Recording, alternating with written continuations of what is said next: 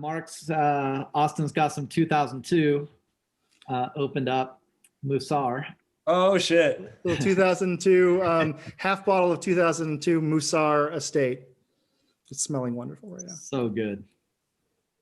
Welcome. My name is Austin Beeman, and today we are going to be doing an interview with co-directors Mark Ryan and Mark Johnston of the wonderful movie about Lebanese wine entitled Wine and War. Let's take a quick moment and watch the trailer, and then I'll come right back and give you a little introduction, and then we'll jump right into the interview.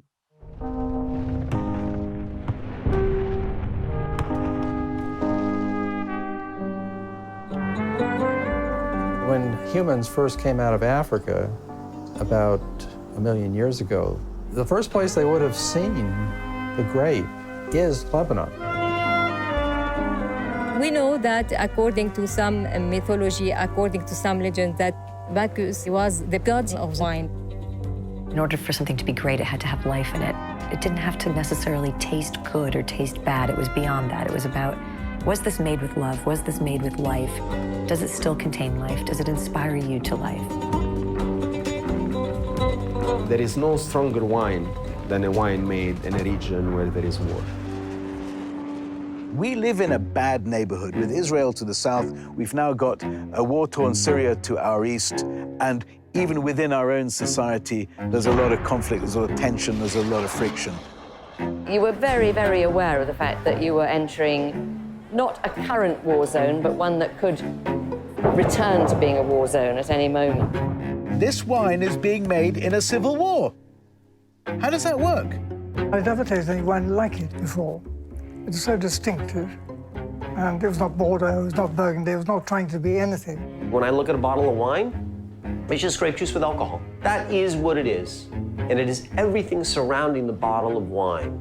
Religion, history, philosophy, culture, civilization, movement of mankind, that pulls me into this. The great civilizations that say this is the region where you can plant grapes. This is the Bordeaux of the old world. Refugees. We are not refugees.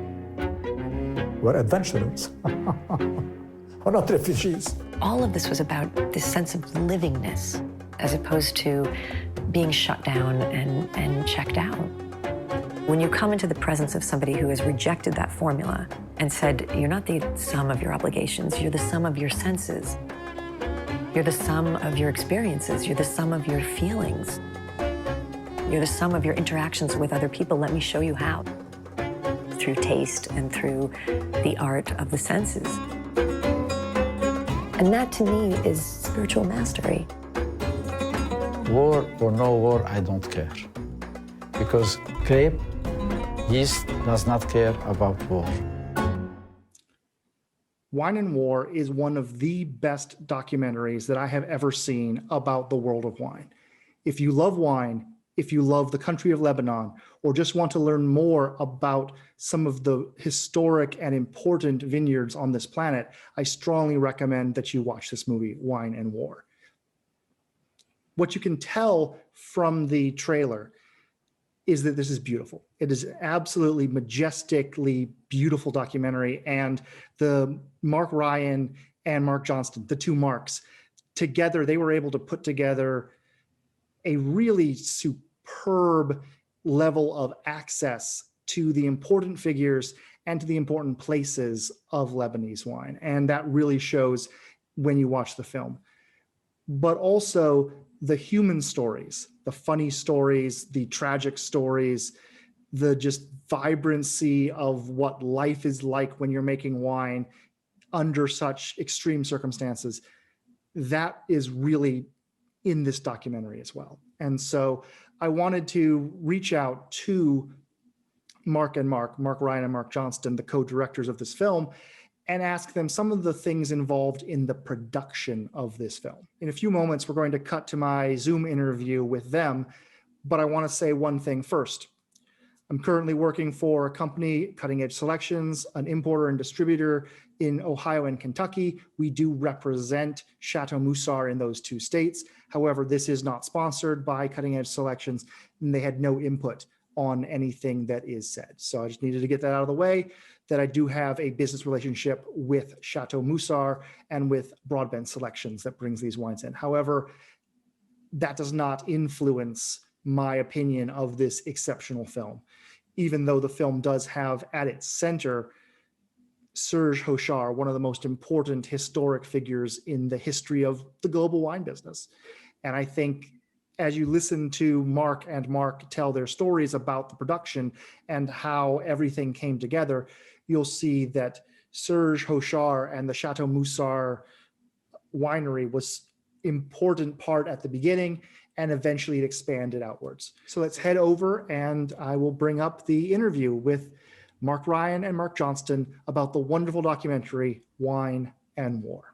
If you could just introduce yourselves, tell me a little bit about your history and how you got into wine and how you got into filmmaking and sort of what led up to the moment that this project, this movie came together. My name is Mark Johnston. Hello, Austin, and whoever may be watching this down the line. I am a filmmaker, producer, director of the documentary Wine and More, co-director. What do I know about wine? I don't know much up until now. Mark and I were working on a film called The Invisible Front in Lithuania, which is a film about the underground resistance that armed themselves and fought against the occupation of the former Soviet Union. And so we were just wrapping up this war film when Mark brought to my attention this book called Wines of Lebanon, written by Michael Karam. And the stories in that book were just absolutely fascinating, especially the foreword by Michael on the history and the ancient history of wine. So Mark and I, as we were wrapping up Lithuania, flew to Lebanon for a quick fact-finding mission and met up with Michael and Serge and a few other people, George Sara from Chateau Cassara, and just kind of wanted to investigate the subject. And long story short, I ended up becoming an aficionado on Lebanese wine through the story that I was really leaning towards, like, what is it to make wine in a war zone, to like, how does no one know about this amazing wine culture, this ancient Phoenician wine culture that is among the oldest on earth. In fact, I mean, Patrick McGovern would argue, or has stated, they are the first wine merchants. They are the culture that brought wine to the New World. So for me, these were just big discoveries along the way, along with many, many, many little ones. But it's how I became a big wine fanatic, and my roots of that. I guess there's two ways you could look at a film that takes this long. One, when you're self-financing a film, you kind of don't want it to stop. You want it to keep going. So, and as you progress along every year, you discover new stories, and you turn over another stone and you're like, what's this about? And let's discover this. So the story took that long to unfold. Along the way, Serge Hochar, our main character, passed away. And so that was a really big pivot point for us, because although we had tremendous interviews with him, we never really got to a stage where we were basically following him around. So had we done that, it would have been a much different film. But with his passing, we ended up diving into some of the other characters that we had met along the way. And those turned out to be why Wine and War is Wine and War. It's a film about Lebanon, all the wineries, or you could at least argue all the proper wineries are in the film, with the stories of the Civil War, the 2006 war, and the current events happening in Syria. And so you came to this from the perspective of like the history and the culture, and as primarily a documentarian, more so than a wine lover. That was your path to the start of this. Correct. I'm sure Mark stated this before, but it was like one of the reasons he really liked this idea of us partnering up, because I knew nothing. And then Mark, of course, knows a ton about wine. And then carrying over to Mark Ryan, I've followed the films that you've made. Have had a lot. You've had a lot of short films around the wine and wine world. Can you talk a little bit about your path to the start of making this movie? For sure. Yes, I'm Mark Ryan. I'm one of the co-directors of Wine and War. I was a producer at MTV before sort of diving headlong into the wine world. And I did a lot of videos for graperadio.com, which is no longer around, but I recommend anyone to check them out. They're on YouTube, not on their website. Like, I didn't want to get too headlong into the wine specifics of Lebanon per se, that, you know, we wanted to get a more cultural perspective, that wine is almost like a metaphor for business, if you will, or like, what do you know, when life hands you grapes, what do? You know, in a war zone, you make wine or lemonade or whatever, you know how they say. So that's how I like came to the whole subject. You know, I mean, I think both of us grew up in California, which is also a Mediterranean climate, and kind of, it's just, you know, they welcome you from the minute you get there, but it's also the weather and the trees and everything around you just sort of seems sort of familiar in a way. Even how the mountains come up right after the ocean does, you know. It was a long journey that we took. 7 years is to go along with that theme. It actually, Chateau Moussard waits 7 years for every vintage to release. So, you know, it took a while to incubate the whole thing. There's so much that's thrown at you when you go to Lebanon. It's just a sensory overload, and in good and bad ways. You have military checkpoints, but then you also have the most amazing food and wine you've ever had. You know, so, and people, of course, it's like the main motivating factor, I think, for us was just the hospitality, and people speak 3 languages sort of intermittently. You know, they speak English, French, and Arabic, sometimes all in one sentence. It's just a very enchanting culture, I guess. And so, yeah, the two of us, you know, yin and yang, maybe, for like, you know, maybe I'm the wine geek and Mark is the wine novice, but that's the perfect, I mean, like Serge Hochar, and Mark would tell you his story of helped this other Mark to learn how to appreciate wine. It's just, like you need to have that open-eyed awareness, I think, to make a film about anything, really. Mark Johnston, you mentioned that at the beginning, Serge Hochar was a more sort of dominant figure in the film as you two envisioned it. Can you tell me a little bit about the pivot you made when he passed away, and how far were you in production, and what were some things that ended up in the finished film that you didn't expect, or that perhaps you had wanted to put into the film and didn't get an opportunity to? Yeah, I mean, Serge passed away in 2015. And so when that was just a massive shock. We were really, you know, I think the wine world itself, because we had been hanging out with him, I mean, 2 to 3 times a year for the last couple of years. And if not more than that, because he would come to New York twice a year. So we were always, whenever he was in the States, we were there. And then we would go to Lebanon once, twice, maybe sometimes 3 times during this period. And he was so alive and so funny. So it was quite a shock for us. And we were really just at that point where we were just gonna take off, you know, like, all right, we have enough material. We have a bed of a story that we think we can rely heavily on. And then this tragedy happened. And so that kind of set us back, I would say, about a year, because we had to go look and listen to all the interviews we'd done with other winemakers. And then, and when this happened, we also knew that we didn't have enough, because we had already set our strategy to capture more. So we knew what we needed to get, but that was not going to be possible anymore. So it's kind of back to the drawing board. But what is fascinating about these interviews that we had already done, and of course the ones that we ended up capturing after, is that the Lebanese are so eloquent in their ability to conduct and deliver on an interview.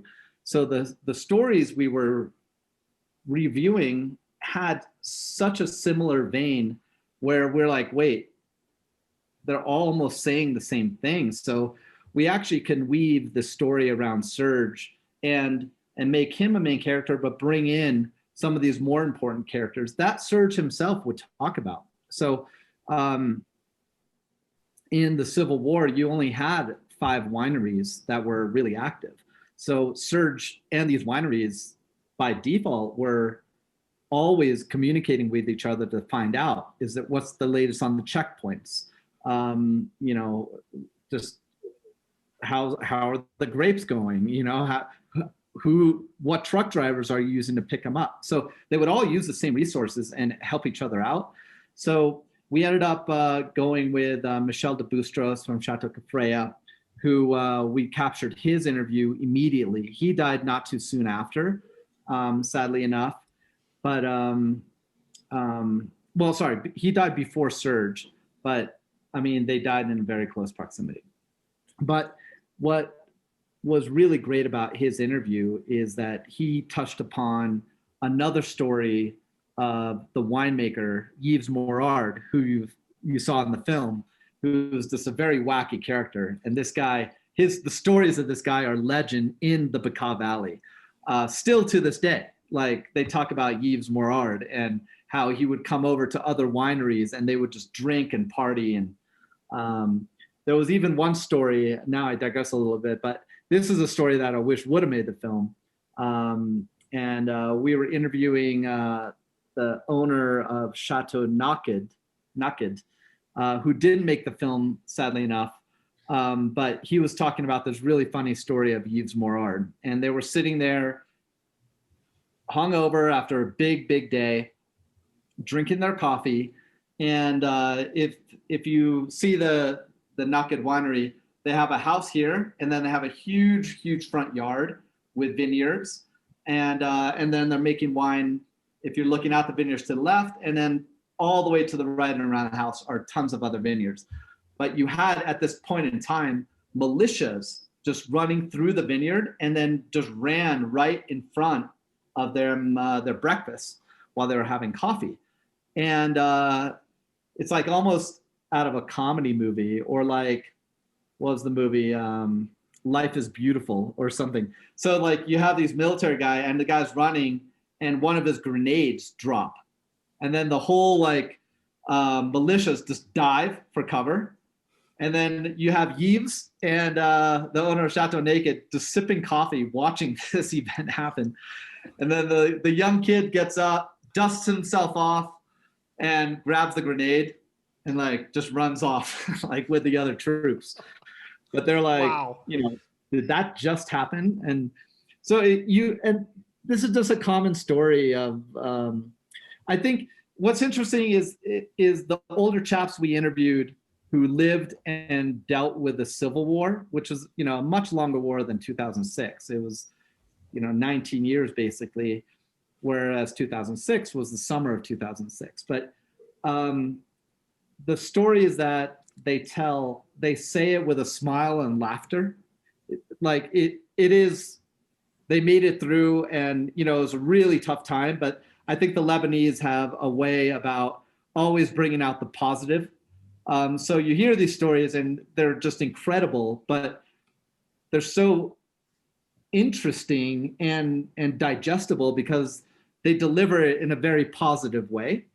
And the younger generation in 2006, I mean, it's a little more fresh. So you had more dramatic stories. I would say our more dramatic interviews are the stuff that happened most recently. Yeah.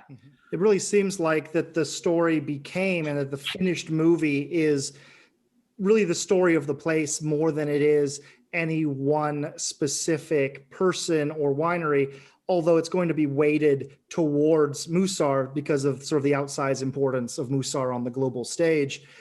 Mark Ryan, can you talk to me a little bit about the winemaking process, the filmmaking process of what kind of challenges was it for you to either get access to actually either find crews or bring your crew over? Talk to me about some of the behind the scenes parts of making the movie that aren't apparent in the film itself. We came with an idea in mind, and then when we got there, it completely changed, is what perhaps was like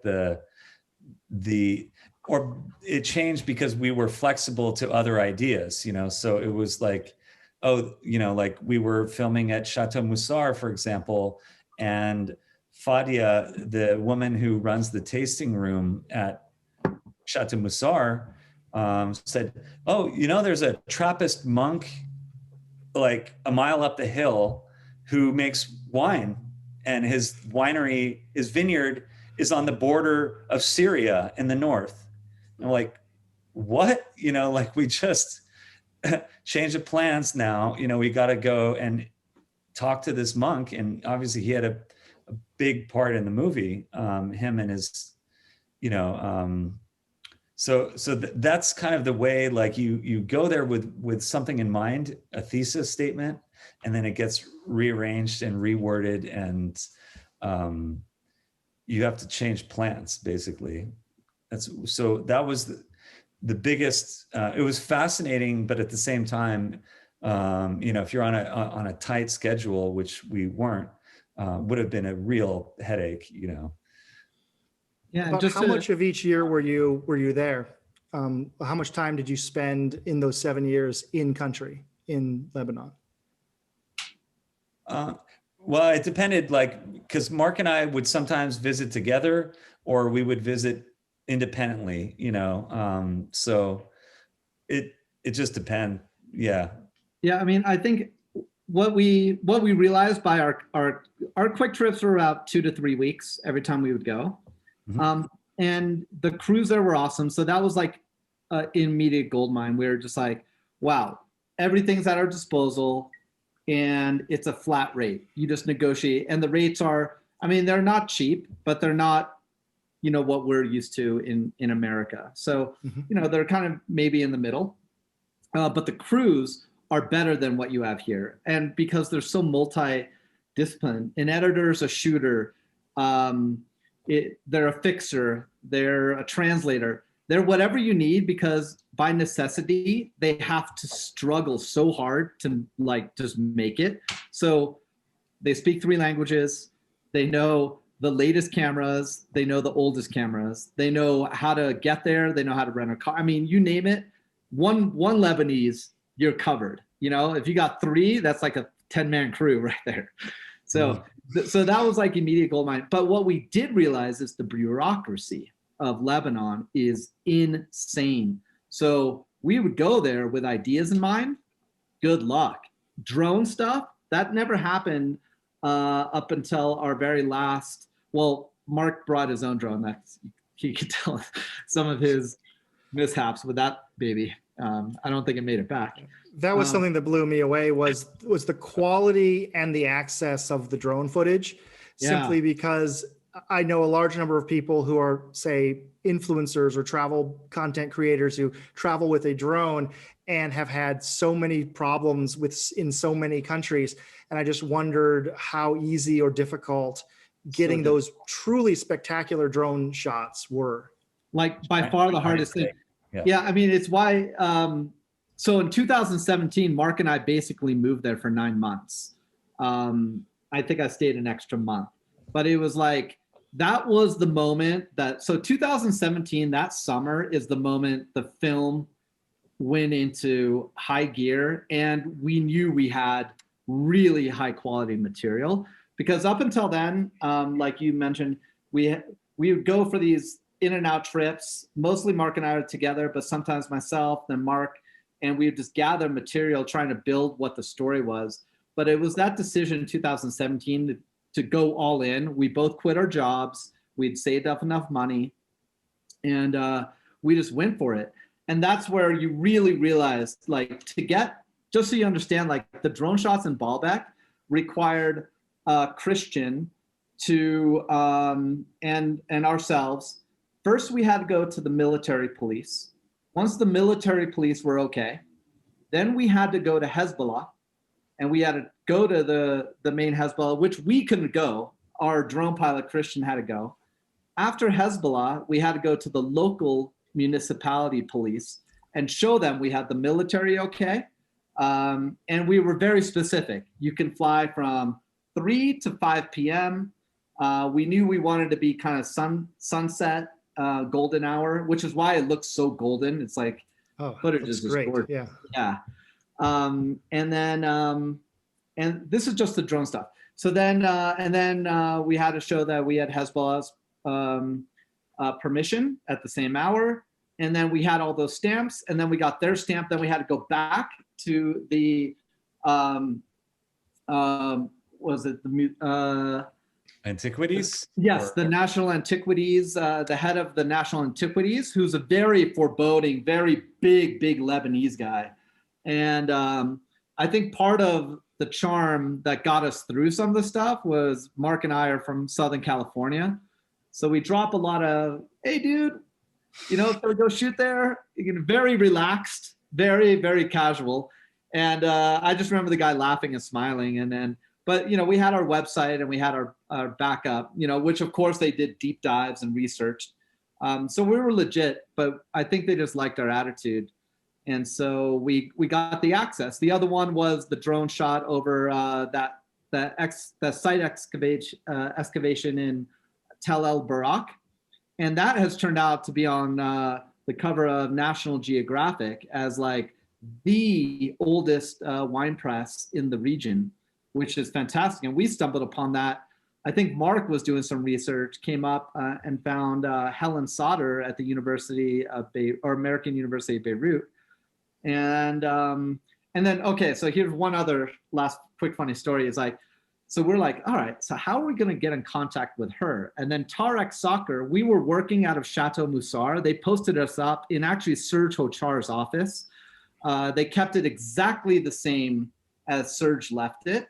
I don't think anyone even sits at his desk to this day, but they put us, like I sat at his desk and Mark sat at another desk, and we were in his office, on his desk, doing this whole film. So it was kind of like such a privilege. And that's how we met this really influential and positive factor to the film named Fadia, who would always, after the wine, like we were so lucky. We had the Moussar wine tastings, and after every tasting, people would only have a little. She would bring up like 5 or 6 bottles of Moussar of all vintages.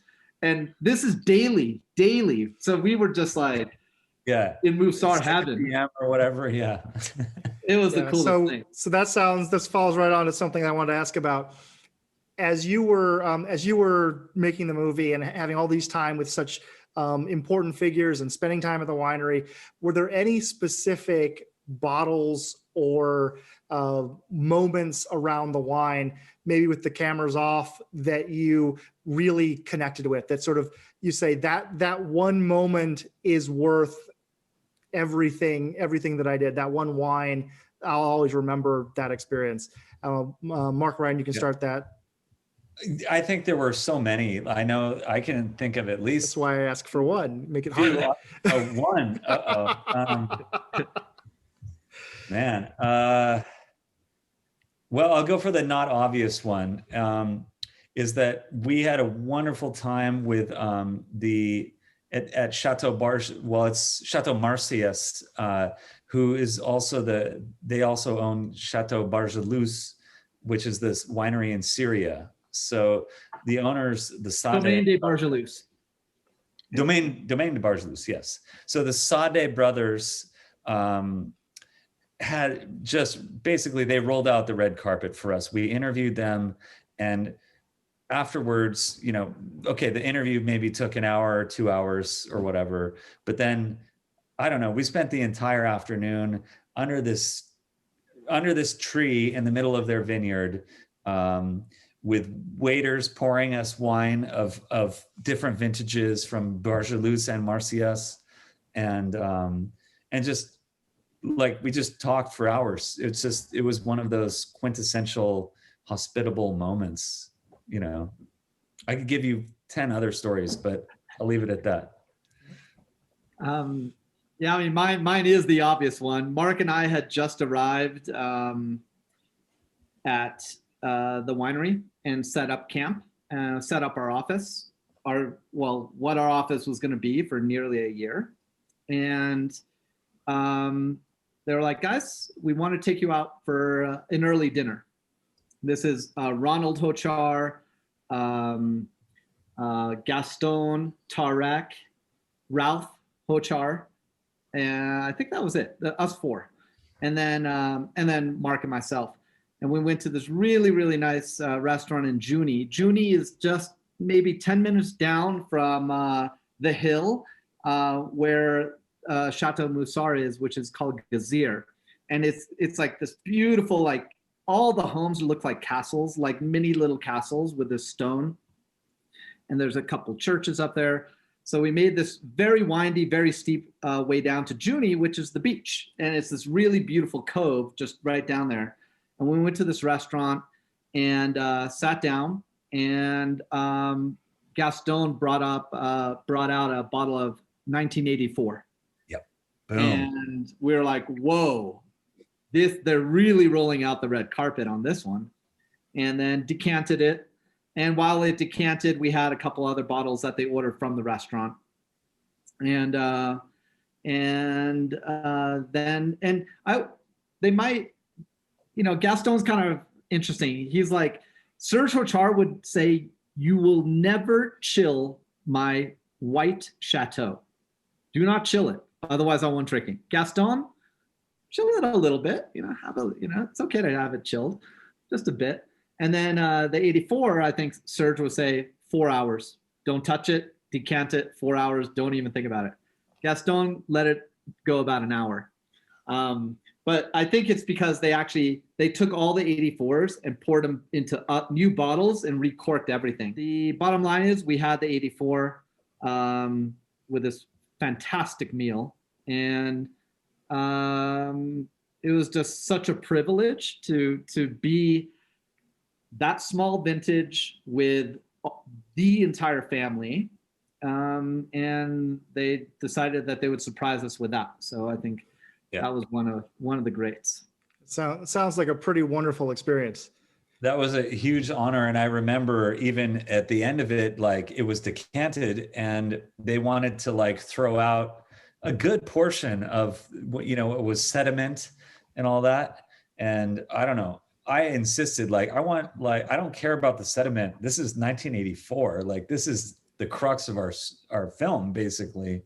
This is like the quintessential resilient moment of the Lebanese. I want to taste one more sip, even if there are grounds in the bottom. It's like cowboy coffee. You got the grounds in there, It was that kind of deal.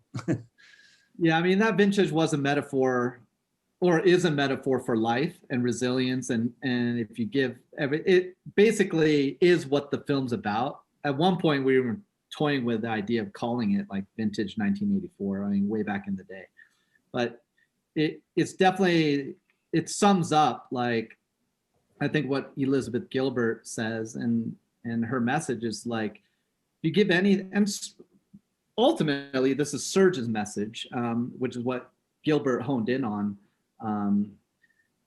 in her article and used him, I think, as a muse for some of her novels, but was that if you give life a chance, it'll surprise you. Simple as that. And I think that's our takeaway from Lebanon. I know Mark and I have talked about this at extents, is like, how does no one appreciate such a small, wonderful country with so many great people? And then the short answer, of course, is politics. But I think in today's day and age, I think hopefully people are wising up that it's, don't judge a book by its cover, is the old saying. And that's so true. So true about Lebanon. I think that, that's something that Chateau Moussard and their outreach has done to try to change how people perceive it. And I think that's something that your film can go a long way in helping people see it as a very different experience. I've done a couple public events with Mark Hochar, including one in my hometown, which is Toledo, Ohio, which has one of the largest Lebanese populations in the country. I talked to a lot of my Californian friends that the role that Mexican food has in California is the role that Lebanese food has in Northwest Ohio. It is everywhere, it is authentic, and it is cheap. And so, it's just everywhere where in California that would be Mexican food, that's Lebanese food in Toledo. Amazing. And when people eat Lebanese food, think about Lebanon, drink Lebanese wine, a lot of times people that aren't of Lebanese descent, they'll have an image in their head that is more like bombed out desert rather than sort of the reality that people saw in the film. And there's a fear factor that they would love to go. They love the food, they love the wine, they love the people, they love the culture, but they feel like they would never go on a trip there. They would never visit it.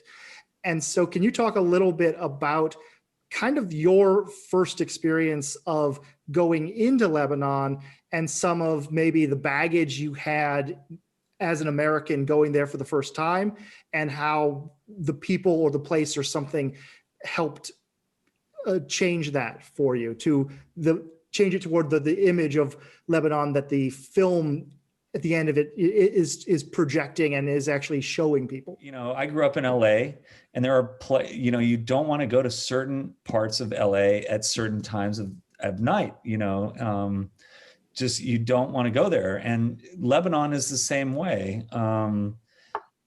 But in general, people they're not out to get you, they're out to get whoever they're angry at. It's like there are all of those different political and social ties that, like we have here. It's politicized. Many things in Lebanon are politicized. If you don't go down that political route, like, any of people that we interviewed, they would not talk about politics. No way. That's like completely verboten, it's just, that's what you don't do that. Or, watch out.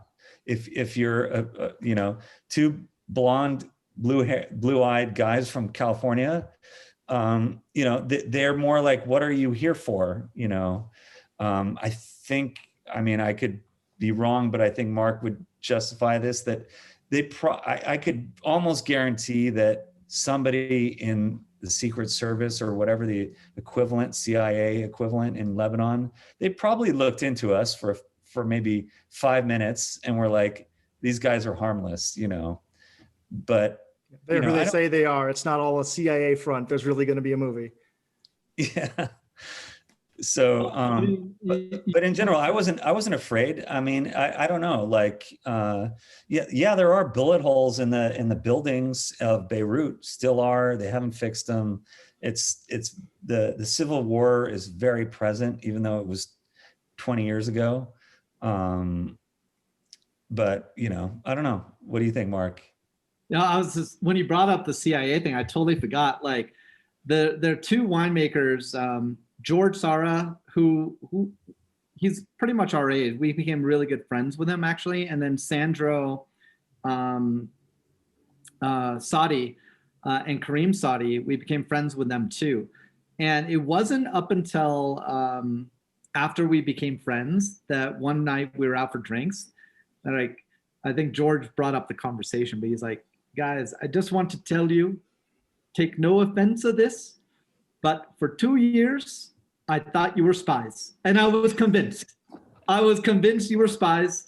And we looked in. So I'm curious to see how far he looked into us, but they were looking into us. But of course, we were friends with Michael Karam as well by this stage. And, he works there extensively in the wine industry. So I think he told them enough times that they're crazy that they finally just, gave in. But that was a funny story that they legitimately thought we were spies. Mark and I wrapping up this other film, The Invisible Front, and then going right to Lebanon. I was so excited. I thought it was so cool to be drinking wine in the Middle East. I had no idea wine was even made there, let alone the bombshell nuclear bomb that blasted off in my head when I discovered this is where wine came from. This is the origin of the grape. So, I mean, those are double whammies. So, of course, I was drinking every single Lebanese wine I could get my hands on. And funny enough, I mean, you really want to buy this at the stores because the restaurants are just, it's incredibly expensive.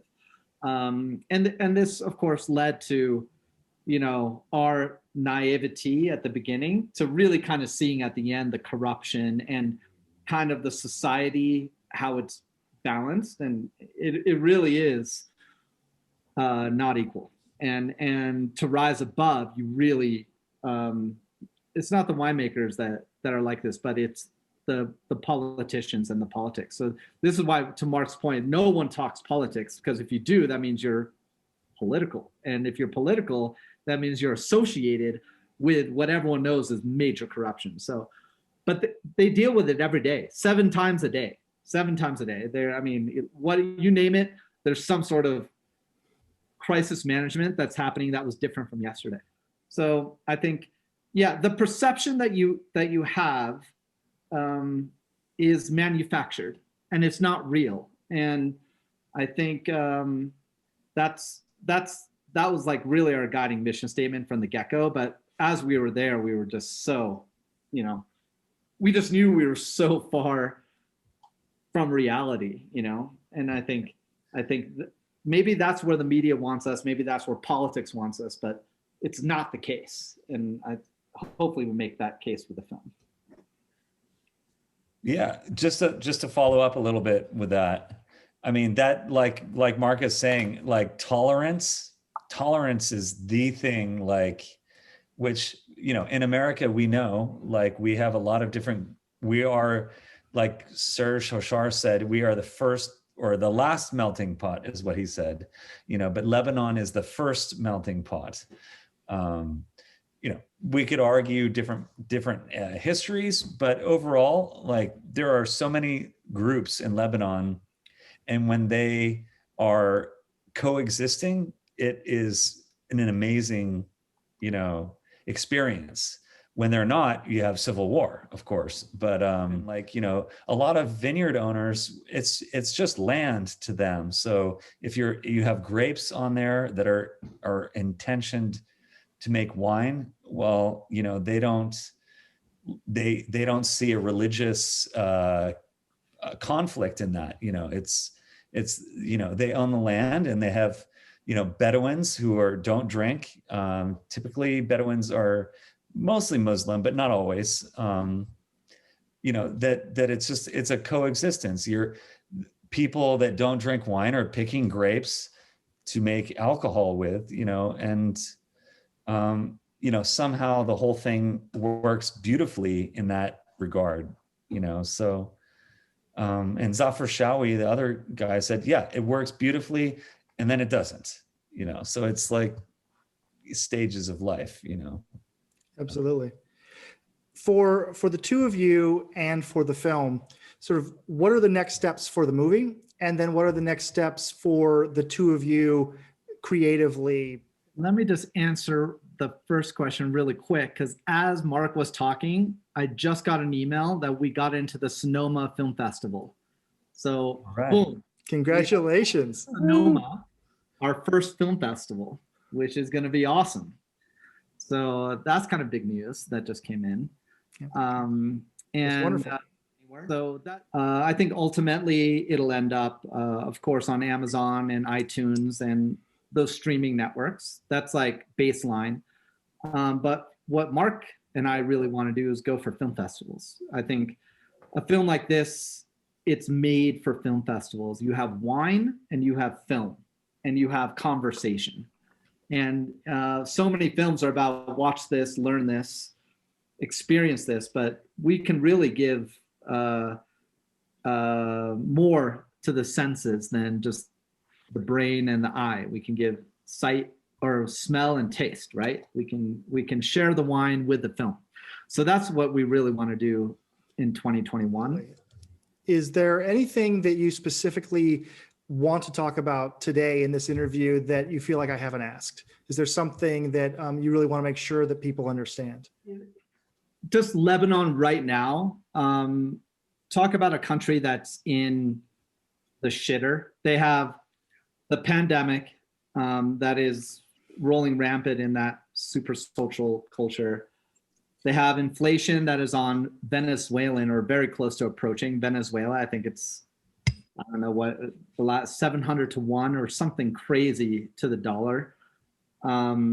They have massive political corruption, as evidenced with the Beirut blast, which, you know, it was a mistake. This wasn't like some conspiracy theory, but the bureaucracy of just how that happened is just, it's telling of why they don't have electricity to this day 24 hours a day.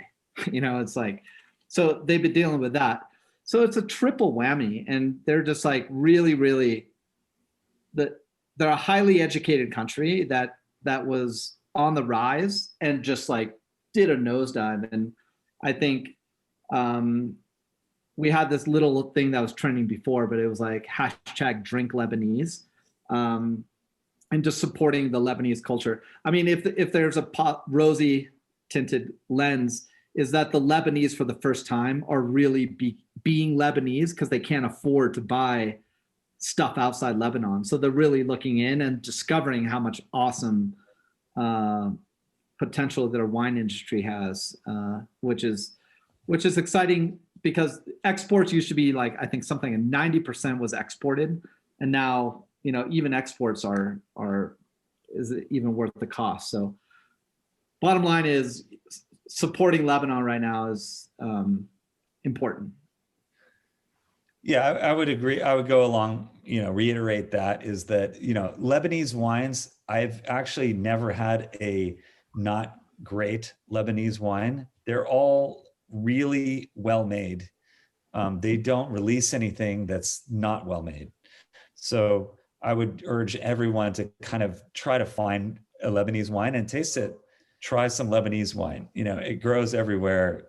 Open your mind. Thank you both for coming on. This was a really wonderful interview, and I'm going to definitely recommend that everyone check out Wine and War. It's a beautiful documentary, quite possibly the best documentary about wine that I have yet seen, and I've seen quite a few. So wonderful job, guys. I definitely recommend people check it out.